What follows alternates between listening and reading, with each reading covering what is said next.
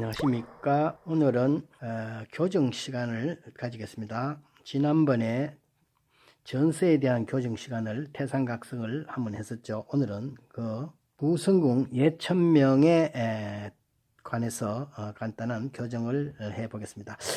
이걸 쓴 사람은 역시 지난번 전서를 썼던 같은 동일인이 되겠습니다. 자, 지난번 전서를 쓸 때 전체적인 종이의 체제에 대해서 말씀을 드렸는데, 오늘은 관련해서 그거와 관련해서 해서의 경우는 어떻게 할 것이냐를 한번 보겠습니다. 종이의 크기는 역시 여러분들 일반적으로 쓰는 화선지의 사절지의 상단부입니다. 여기서 여기까지가 35cm, 여기서 여기까지 35cm입니다. 지금 옆으로 보시면 실제적인 종이는 이렇게 되어 있죠. 실제 여기까지가 사절지입니다. 사절지에서 지금 상단을 보시고 계십니다. 요 종이 크기로 쓰시는 것이 쓰기에 가장 용이하다는 거죠. 글씨 공부를 하면서 점점 작품의 크기를 크게 하는 것이 중요합니다. 하지만은 초학의 경우에 있어서는 가장 실용적으로 쓰기에 간편한 것이 이 사절지라고 하겠습니다. 그래서 사절지로 놓으시면 이런 기준이 되죠.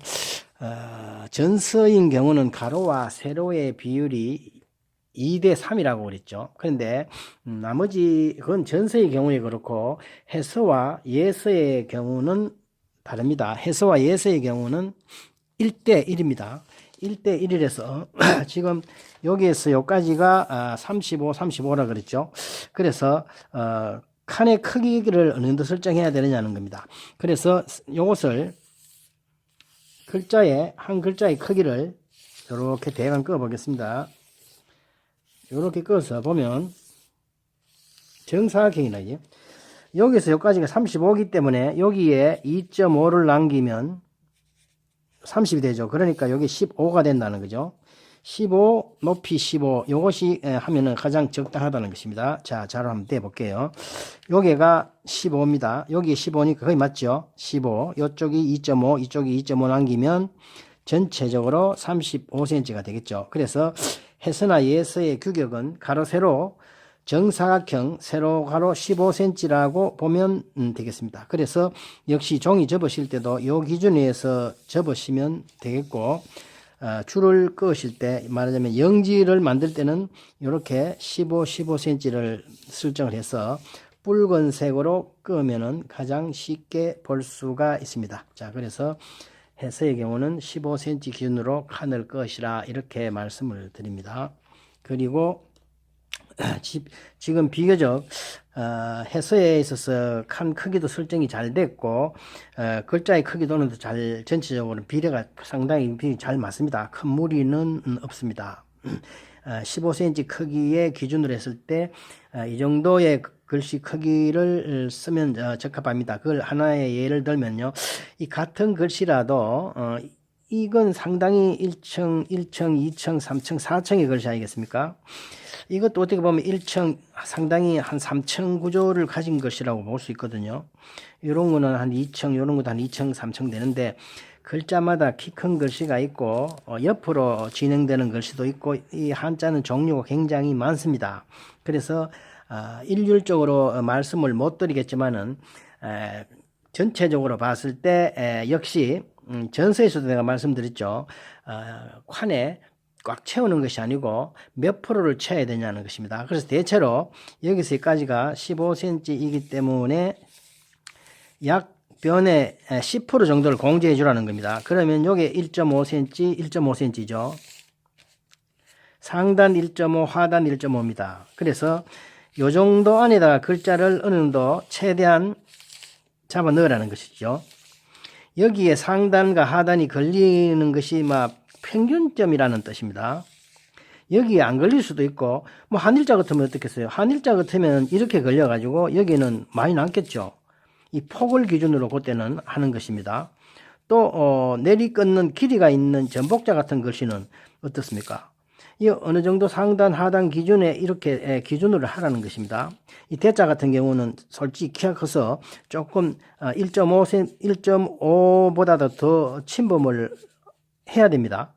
그렇겠죠? 자, 그래서 꼭 여기에 뭐 1.5%씩, 1.10%씩 해서 맞추라는 게 아니라 기준을 그렇게 잡아라 하는 뜻입니다. 이런 경우는 아리위가 많이 남겠죠. 딴 것보다. 이거는 아리위가 오히려 모자랍니다. 그렇지만 전체적으로 약 10% 정도를 감안해서 그 안쪽에다가 써주라는 이야기가 되겠습니다.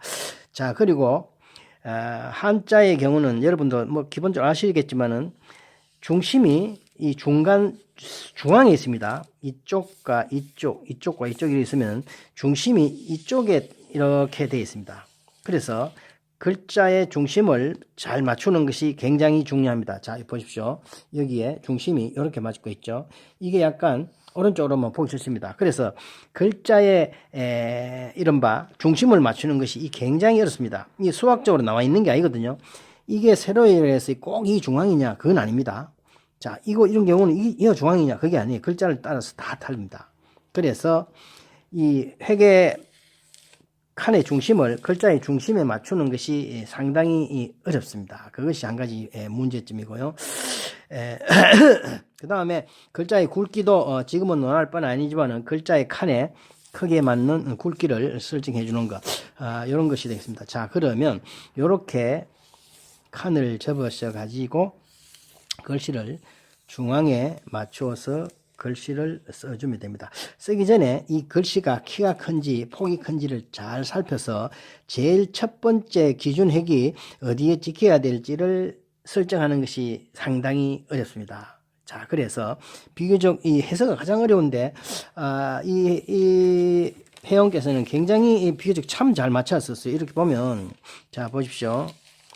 이렇게 있어서 있죠. 자, 글씨에 위에 글씨도 마찬가지면 글씨의 상단과 우단, 좌단, 하단을 연결 한번 해보십시오. 자, 우단, 좌단, 상단, 하단을 연결해 보면 어떻습니까? 이 정중앙에 거의 가까이 와야 된다는 거죠. 여기에 좀 치우쳤죠. 이건 넓고요, 좁죠. 그래서 이쪽으로 약 한 1cm 정도 더 오면은 중앙이 맞다는 거죠. 어느 정도. 그래서 이게 쭉, 이 회계 중심이 여기인데, 여기 오면 이 글씨 중심이 여기라는 이런 뜻입니다. 그죠? 그래서 이쪽으로 약간 더 와야 된다는 이야기입니다. 자, 그래서 쓰고 난 다음에 크게 보면 이 글씨는 중앙이 거의 잡혔죠. 요 상단, 하단, 좌단, 우단 하면 이 글이와 이 글이가 비슷하고 이 글이 비슷하죠. 그래서 이 글씨는 중앙이 잘 잡혔다는 뜻입니다. 자, 북자도 잘 보십시오. 하단, 상단, 좌단, 우단. 어때요? 거의 비슷하죠. 그래서 이것도 중심이 비교적 잘 잡혔는데 상단보다도 하단이 많아서 글씨가 약간 내려와야 된다는 뜻이겠죠. 그래서 위치가 밑으로 좀 와야 된다 하는 뜻입니다. 자, 그래서 위치를 확인할 때는 그렇게 하시면 돼요. 자, 우단, 하단, 좌단, 상단을 연결해서 칸의 상대적인 위치를 한번 보십시오. 여기 보면 어때요? 상단, 하단은 비슷하게 맞는데 우단이 어때요? 좁고 여기 넓어졌죠. 그러니 이 글씨가 전체로 이쪽으로 와야 된다는 뜻입니다. 자, 그렇게 글씨를 쓰기 전에 이른바 글씨의 배꼽이를 하나요. 센터를 맞추는 게 쉽지가 않습니다. 여기도 보십시오. 상단, 좌단, 하단, 우단 맞추면 이래 되죠. 여기는 이만큼 남고 여기는 좁죠. 여기 남고 여기 좁죠. 그러니까 정체가 글씨가 이쪽으로 내려왔어야 된다는 거죠. 그럴 때는 점액이 한 이 정도에서 찍혀졌어야 한다는 겁니다. 이 첫 필액의 위치를 잡는 것이 굉장히 어렵습니다. 자, 그리고 대자의 경우는 이 상단과 하단은 글자 크기 때문에 역시 그래도 여기는 우천장이 들어붙었죠. 여기에는 약간 남았습니다. 전체적으로 좀 내려와야 된다는 거죠. 그리고 좌단, 우단은 거리가 비슷하게 됐죠. 그러니까 약간 전체적으로 거의 맞는데 밑으로 약간 더 내려와야 된다는 거죠. 자, 그렇게 해서 글자의 중심을 맞추는 것이 해서에서는 굉장히 쉽지가 않다는 사실입니다. 자, 첫 번째 글씨의 중앙을 설정하는 것이 중요하고, 그리고 획을 상대적으로 어느 정도 크게 쓰면은 전체적으로 좌우 상하 10%의 범위에서 설정이 되겠느냐 하는 것입니다. 이 북자라고 해서 이걸 끝을 이어 맞추고 끝을 맞추고 이러면 너무 커집니다. 무조건 맞추는 게 아닙니다. 여기서도 보십시오. 이 키하고 이 키는 상당히 차이 나죠. 키 큰 거는 키 큰 대로 써주고 작은 것은 작게 상대적으로 써주면서 조화를 맞추는 거기 때문에 이 글씨를 쓴다는 것이 사실 굉장히 해서의 경우는 쉽지가 않습니다. 보통 상대적으로 해서가 어려운 것은 이 대자나 골자 같은 경우는 획수가 15획이 넘죠. 15획이 10획이 넘으면 좀 많은 겁니다. 보통 기준획이 5획에서 10획 사이가 중간 획입니다. 10획에서 10획이 넘으면 많은 것이고 15획이 되면은 상당히 획수가 많은 것이에요. 5획 이하는 적은 것입니다.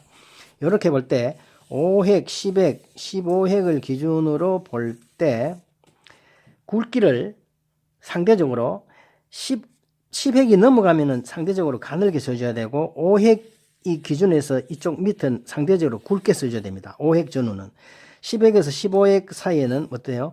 획을 가늘게 써줘야 상대적인 조화가 된다는 뜻이겠죠. 여기서 상대적으로 봅시다. 이것은 15획이 넘습니다.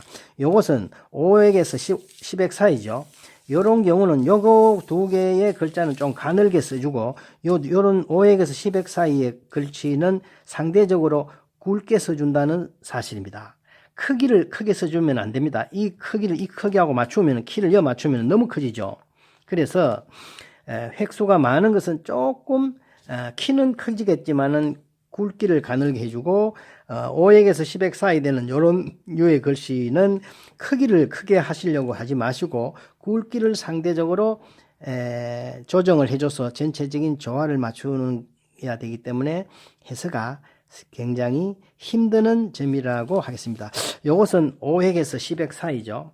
요거하고 유사합니다만 그래도 이런 경우는 요거에 비해서 조금 더 복잡하죠. 5획에서 10획이고 5획 전후 요건 5획에서 8획 10획 사이 그렇죠. 그건 중간쯤에서 5획 기준, 10획 기준, 15획 기준을 중심으로 해가지고 획의 굵기를 상대적으로 설정을 해준다고 이렇게 보면 되겠죠. 자, 그런 점을 확인을 해볼까요? 이 대자하고 골자하고 보십시오. 대자하고 골자에서는 가는액이 상대적으로 상당히 많죠. 그렇죠? 근데 현자 같은 경우는 가는액이 거의 없죠. 그죠? 상대적으로 여기서 제일 굵은 액보다도 이게 더 굵습니다. 그렇죠? 북자도 획이 간단해서 키를 키우는 것이 아니고 획이 이거 지금 잘 안 비는데 여기서 이렇게 올라간 획이 상당히 굵었으리라 이렇게 생각을 합니다. 자, 그래서 요 획을 좀 굵게 해주면서 전체적인 조화를 맞추는 것입니다. 오체 중에서 다 어렵지만 초보적 관점에서 가장 어려운 것이 이 해서입니다. 필력의 운필 범위가 굉장히 넓기 때문에 사람들이 참 쓰기 힘들어하고 오래 쓰지 못하고 있어요. 그래서 가장 중요한 것은 전예행초라고 하는 오체 중에서 해서가 가장 중심에 있기 때문에 해서를 잘 쓴다는 것은 모든 서체를 잘 쓸 수 있는 가장 기본 틀이 됩니다. 그래서 좀 참을성 있게 써야 될 필요성이 있습니다.